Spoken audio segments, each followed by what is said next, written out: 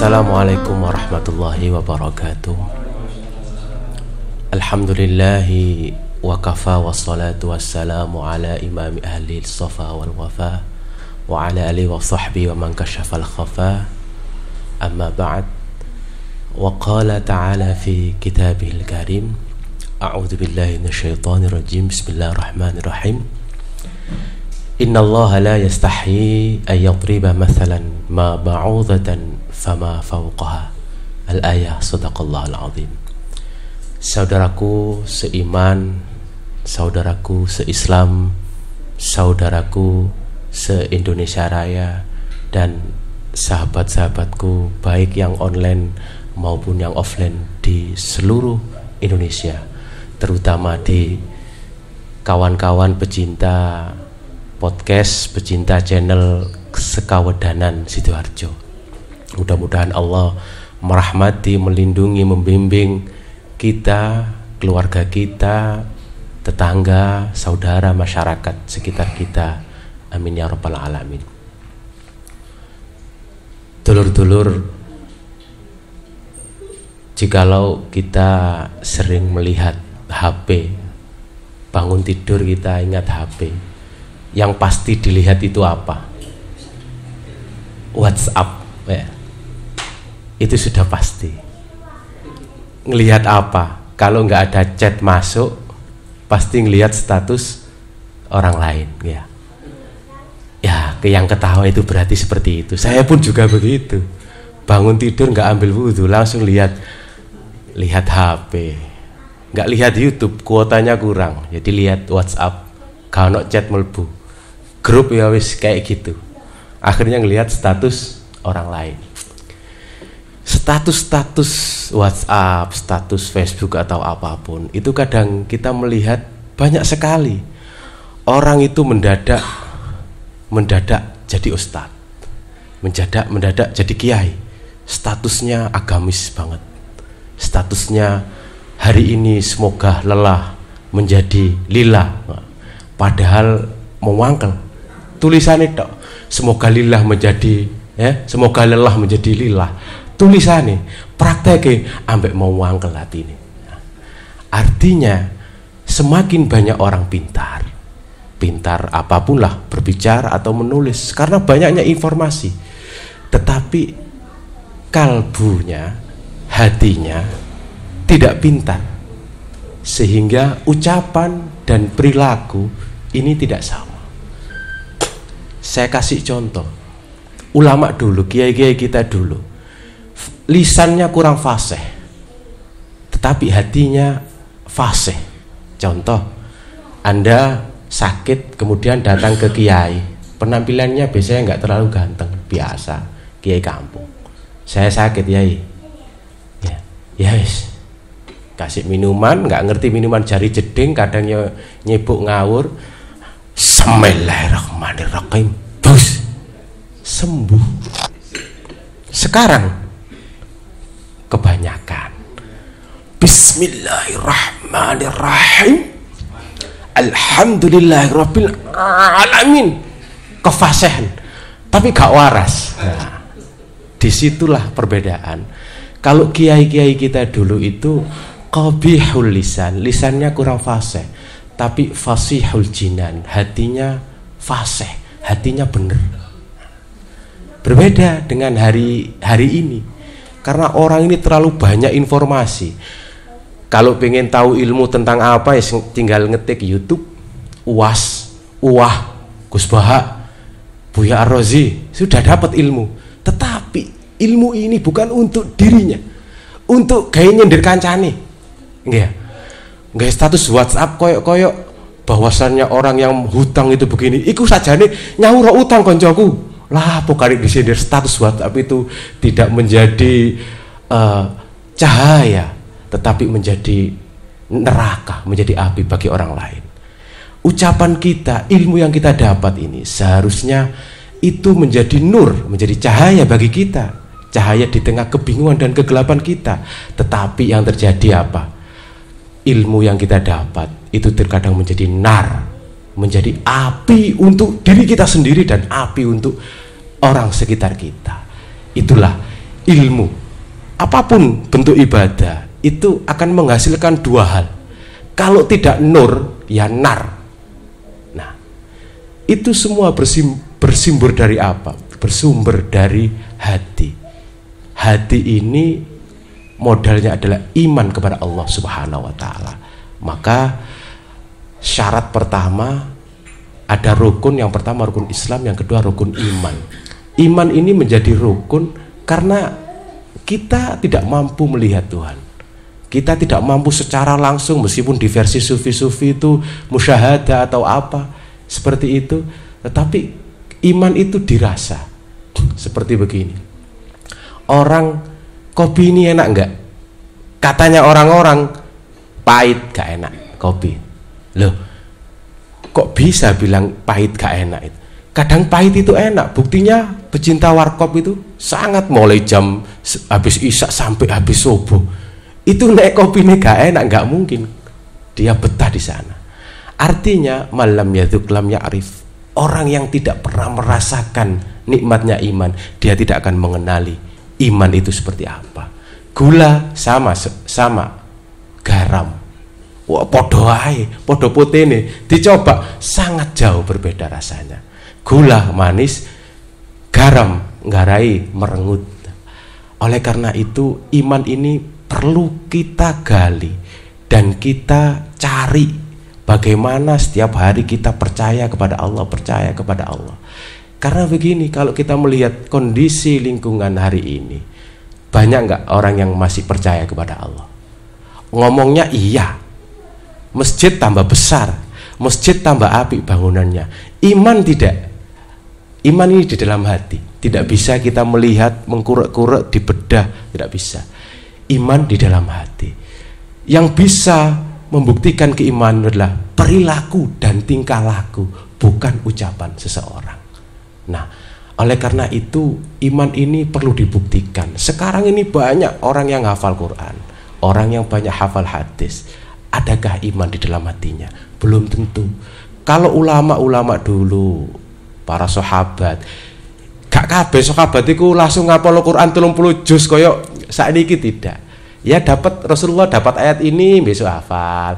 Dapatnya ya sesuai dengan turunnya ayat tadi itu. Saya teringat cerita Sayyidina Ali bin Abi Thalib, seseorang as-sabiqunal awwalun, orang yang 40 orang yang masuk Islam pertama, dan termasuk anak kecil yang pertama kali masuk Islam. Iki saking cerdasnya arek cilik sampai dia berpikir Islam ini bener. Sayyidina Ali sampai kemudian dijuluki Babul Ilm, sampai kemudian diambil menantu Rasulullah, saking cerdasnya. Sayyidina Ali ini suatu ketika didatengin malaikat Jibril, ketua malaikat. Kemudian Sayyidina Ali ini, ulama dulu, sahabat dulu itu biasa, ditekani malaikat itu biasa, ketemu biasa. Kalau sekarang ini bedanya, ditemoni ngipi ketemu gak jelas putih-putih, dipikir wah malaikat Jibril, mending aku nabi.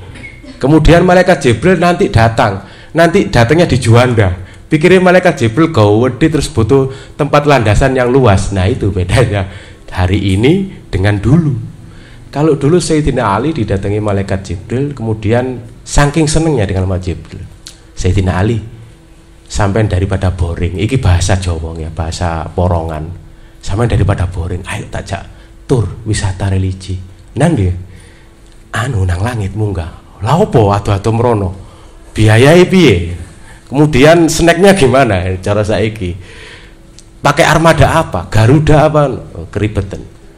Ono apa sampean ngejak kula teng mriku, tak duduno kehebatane malaikat, sampean cek iman, cek percaya, cek ya wis pokoke pangeran iki luar biasa, tak duduno alam malakut, alam jabarut, alam ya seperti yang diceritakan di cerita-cerita para sufi, para aulia itu ada alam-alam selain alam manusia ini. Nanti saya ingin Gusola menceritakan tentang kosmik. Jadi kosmik semesta itu seperti apa, ini pengetahuan baru buat kita. Katanya Sayyidina Ali, ngapain saya jauh-jauh ke sana? Tak tunjukkan kehebatan kedikdayaan Allah Subhanahu wa taala, ciptaan-ciptaannya.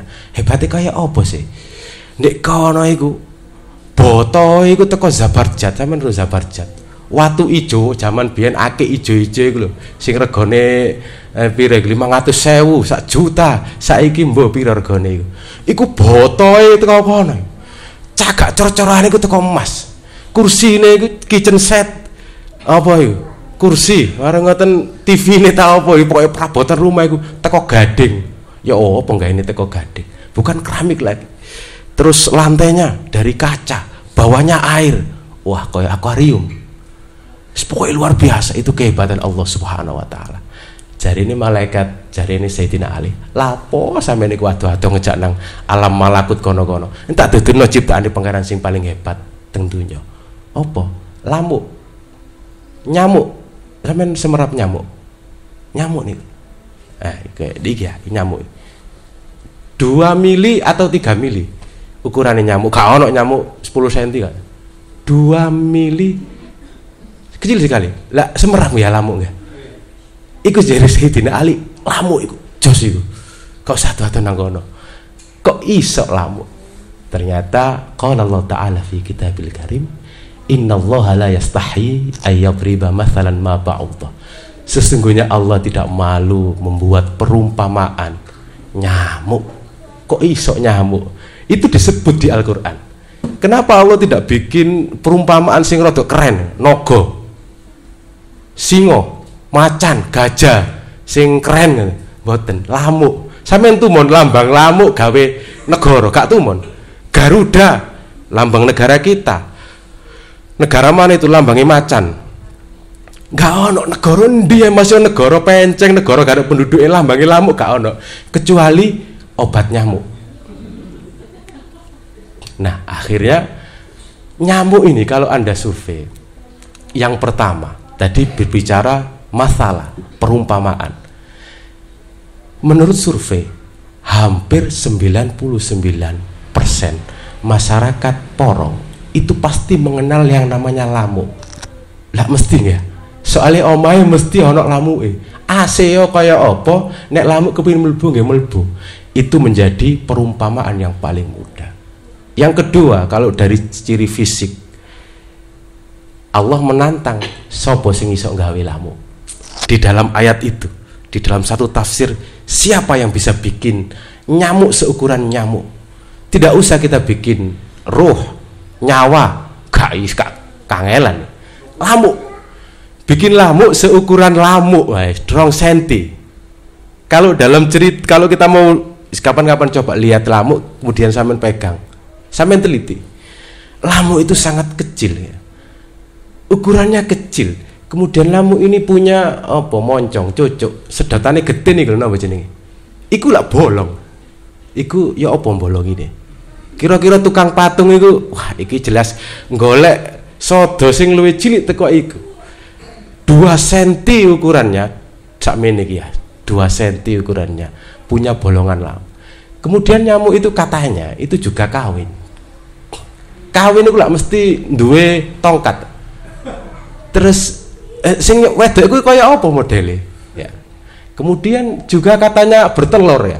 Sekali bertelur katanya 300. Ndoke iku sak pira? Ndoke sakmono marung ngono. Di dalam telurnya itu kira-kira ada pori-porinya enggak? Atau ono tul-tule? Kalau menurut cerita itu ada pori-porinya, katanya dokter. Katanya orang yang punya alat untuk memperbesar sesuatu yang kecil. Nah, Gusti Allah ini juga Al-Khaliq, zat pencipta, juga kreatif. Bikin lamuk itu enggak satu warna, kadang dikai ireng tok. Rada aneh didik, enggak ireng dikai sret-sret, digaris-garis. Kemudian wah bosen warna ireng putih, dikai oranye. Tul oren. Dan Anda kalau mau melihat kakinya, itu ternyata ada bulunya. Bulunya ini pangeran yang modelnya kayak gaya disemir abu-abu. Ketika saya melihat di YouTube itu, saya melihat kakinya itu anak bulu nih. Kaki sekecil itu ada bulunya disemir no. Jokowi rambutnya ada saya juga abu-abu. Nah, itu nyamuk. Sekarang dari segi kedokteran ini pernah diteliti, nyamuk ketika Anda enak-enak nyantai semua tidur ya, digigit nyamuk. Nyamuk itu punya 6 kaki.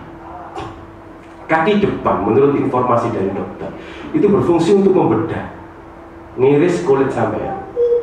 Setelah kulit ini teriris, sebelum kulit ini teriris, itu dari salah satu kaki nyamuk itu menyedotkan zat patirosa. Apa? Zat supaya nggak sakit, bius. Dibius dulu, kemudian dibedah. Kan nggak kerasa. Setelah itu moncongnya mengambil darah untuk pembuayan katanya, bukan untuk makan, untuk pembuayan. Dan itu nyamuk betina. Setelah dibedah, disedot airnya, disedot darahnya, kemudian kaki yang belakang itu berfungsi untuk melester. Ditutup, dijahit loh, gak ngerti. Setelah itu ditinggal pergi. Ketika ditinggal pergi, biusnya entek, gagal kabeh sampai. Bentul kabeh. Itu karena biusnya habis. Beda kok kurang banyak gitu. Kok banyak kan rong dino kayak gatel. Enggak, ditinggal berapa detik baru gatel. Itu dari segi bentuknya saja. Rupanya kayak pangeran gaya lampu. Maka tidak salah ketika Allah membuat perumpamaan nyamuk itu dari segi fisik saja. Sekarang coba kita lihat dari segi psikologis dan sosial. Ini gua ya. Lampok kate berguru dan nyamuk bareng. Lah salah ya Al-Qur'an gawe innallaha la yastahi ayyadriba mathalan ma ba'udha. Pasti ada rahasia di situ. Tidak mungkin Allah ngawur dalam memberikan contoh. Kalau Anda lihat nyamuk itu ketika makan, ketika mayor kalau bahasa pondok, itu mesti rukun. Dan nggak pernah nyamuk itu sikut-sikutan. Kok kamu nyamuk kayak nang gini? Oh, itu dukun enggak. Nyamuk tidak. Ayo makan sebelah kono, mumpung dulu, ayo mayoran. Dan nyamuk itu tidak pernah dia makan itu sendirian. Sama seperti Nabi Ibrahim, mesti ngejak koncone. Kadang ngejak koncone, ngejak anak bojone, ibuke.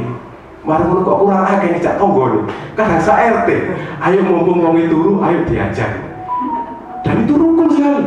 Pernah kan kita melihat nyamuk itu berjejer-jejer, makan, tenang mereka makan, mayoran. Kayak ketika 17 Agustus itu kita bacaan bareng itu betapa rukunnya nyamuk ketika makan dan mencari makan. Tidak ada istilah nyamuk itu sikut-sikutan. Dan yang kedua, rahasia kedua, nyamuk itu ketika dia sakit, dia menghindar dari komunitas. Dia menghindar. Aku cegah nyusah ngomong. Tidak ada. Nyamuk itu ketika sakit, aku termonak dokter. Nggak ada cerita. Beda dengan kita manusia kan. Loro pilek, megelo kancane, megelo keluarga. Ya. Ketika dia sakit mau mati, dia pasti berpisah dari koloni, dari komunitas. Metu teko RT nih, metu teko desa nih. Engkau mati-mati dhewe, ben gak ngerepoti. Tidak ada ceritanya nyamuk itu diumumkan di masjid. Inna lillahi, tidak ada. Betapa nyamuk itu tidak merepoti manusia ketika dia hidup. Dan ketika dia susah, dia tidak merepotkan orang banyak. Tetapi ketika dia senang, dia mengajak orang banyak. Semoga apa yang saya sampaikan menambahkan keilmuan dan menambahkan keimanan kita. Inna asal kalam Allahil malikul manan wa wahdadil mutadul man amila salihan fali nafsi wa man asa'a fa'alaiha wa ma rabbuka bidullamil abid. Hadanallahu wa iyyakum wal afa minkum. Wassalamualaikum warahmatullahi wabarakatuh.